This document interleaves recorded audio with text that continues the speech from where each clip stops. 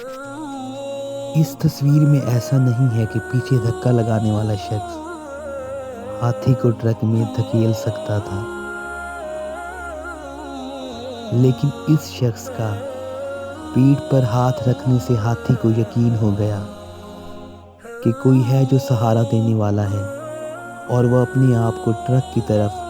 آسانی سے کھینچ کر لے گیا۔ دوستو، اس میں صرف بات اتنی ہے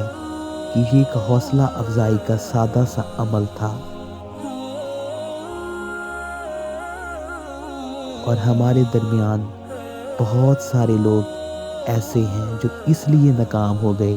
کہ ان کے پاس حمایت یا حوصلہ افزائی کرنے والا کوئی نہیں تھا۔ ہو سکتا ہے کہ ہم یہ سب کے لیے نہ کر سکیں، لیکن بہت سے لوگ ہیں جن کو آپ کے وقت، پیار اور بھروسے کی ضرورت ہے۔ محبت کا ایک سادہ لفظ، مثبت تعاون، ہمت اور حوصلہ افزائی کسی کی زندگی ہمیشہ کے لیے بدل سکتا ہے۔